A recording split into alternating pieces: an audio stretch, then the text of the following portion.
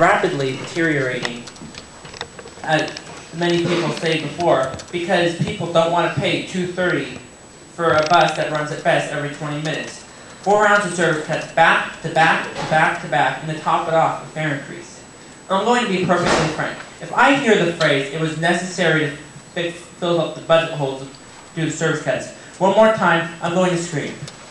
Right now, proposing more than $150 million of your own funds on transit-related projects, which I may add has nothing to do with the hundreds of miles of bus service and has everything to do with 5 miles of light rail. $150 million.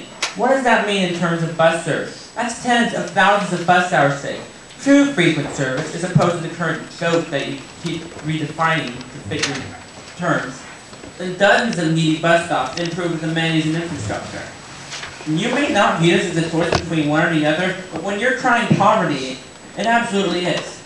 Now, for all of those who can't fathom $150 million, I'll put it simply, it's a whole lot more than what Climate filled up with their service cuts. So it may as well have been that our whole reason for the mainly bus service cuts, and then some, was to fund the Milwaukee Max line.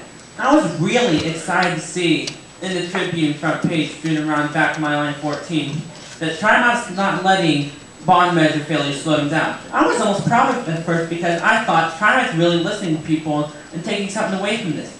Then I read the subtitle that said, Board Proceeding with Milwaukee Light Rail Project. I almost ripped the article to shreds. In fact, I could imagine someone who first read the article throwing down the bus in frustration. And I'm going to say this as straightforward as I can because I'm sick of beating around the bush, because you're not seeming to get it. The Milwaukee Max line is not necessary. It only benefits one part of the metro area, and half the people there are complaining about it. And it may be a nice addition, and it could be pretty helpful, but it's not worth the $1.6 billion price tag that all these sources like the lottery and city are putting towards it. What if you could put to so many better sources like improved bus service?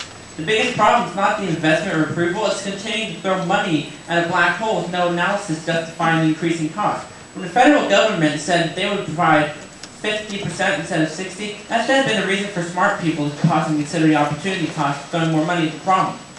But TriMet seems to view this as another school book challenge without considering the consequences on real people. People are losing trust on you for this, including me. Not only are you ignoring what people actually want, but you're doing it without good reason. You can always put this money... Here, let me wrap it up. Right on, Cam. Yeah, Cam. All of this. A few thousand people can save 10 minutes getting around instead of taking 33, which runs at the same frequencies as Max line does. It's pointless. If this gets voted for, I might as well abandon all hope right now. And I'm darn well about to. This company is making a transition from a transit agency to a development agency. A development agency may be good and all, but here's the catch. If you become a development agency, where's the transit agency? Seriously.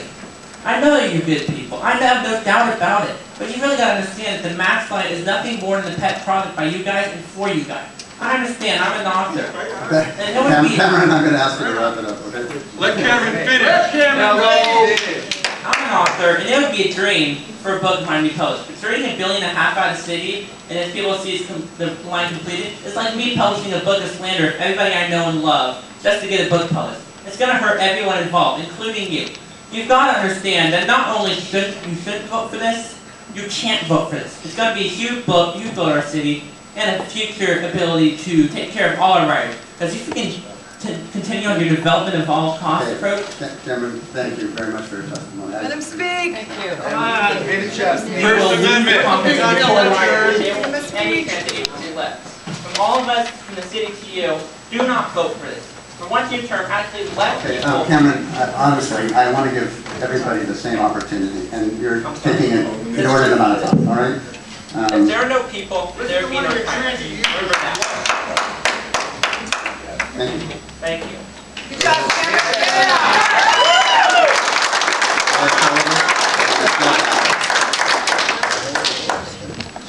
Earl? And Coming. Jeff. Well, no, we're just inviting 2 people up at a time so we can expedite things. But Earl, you were actually the next person. okay, you can go first.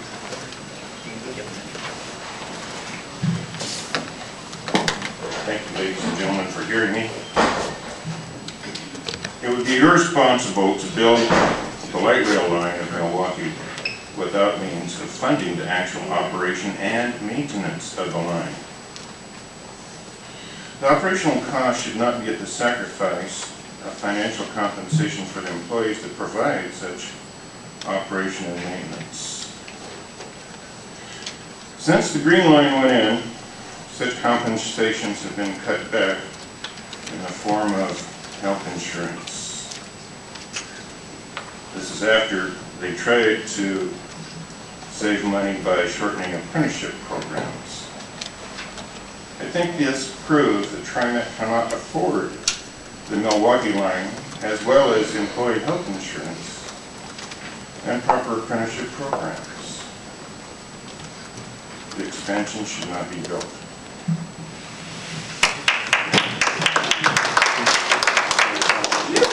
Thank you. What I have to say refers strictly to policymaking and professional decisions. In other words, it's not a personal attack on any one person. However, I'd like to address what I have perceived to be an elitist and somewhat condescending attitude toward buses that started during the leadership of Fred Hansen and seems to be continuing as we speak today. Public transit should be about getting the most people as possible to where they want to go in a comfortable, economical, and environmentally friendly manner. A new economic report published yesterday places the Metro Portland area far below almost all other western cities. The takeaway from this should be twofold. Number one, TriMet must stay within its means for the foreseeable future, given that there will be no bailout money available if it doesn't. And number two, we're not living in some affluent, pretentious place where people have the attitude that they're too good to ride buses. On the contrary, most of our riders and potential riders are extremely patient and tolerant people who really deserve better when it comes to the bus fleet and the equipment that we are giving them. Despite the diminishing returns from the recent costly rail projects, despite the sour economic conditions in the region, despite TriMet's existing budget deficit, and despite the fact that the Milwaukee Light Rail project itself is significantly underfunded, it continues to go forward. It begs the question, is this some form of disaster capitalism in the making? In other words, will this fiscal irresponsibility and the ensuing financial crisis that it creates be a way for TriMet to attempt to impose harsh austerity measures on its union employees, as well as an excuse to further cut bus service, thus affecting thousands of riders and potential riders? I believe that much more debate and exploration of other more affordable modes of transport is what is in order today and is what the Board of Directors should be calling for. Finally, when it comes to health care, it's true that rising costs in the for-profit insurance companies are a pariah to our American democracy. In my opinion, companies like Blue Cross, who had the audacity to raise their rates by more than 20% during a recession, should be investigated and boycotted, if not prosecuted. Kaiser and even Providence are better alternatives that maybe TriMet and the union can work together to explore. Let me close by saying that during the financial crisis, the big three auto companies faced especially tough times. All three of these companies were represented by the UAW union, and all their employees had similar wage and benefit packages. Out of the three companies, only one avoided needing federal bailout money, and that was Ford. As I've already stated, it's obvious from the failure of the recent bond measure that there will be no bailout money for TriMet in the future. Ford Motor Company avoided the need for bailout money through sound management decisions and fiscal responsibility. The question is, will TriMet follow Ford or end up asking for handouts like GM and Chrysler? Thank you. Thank you.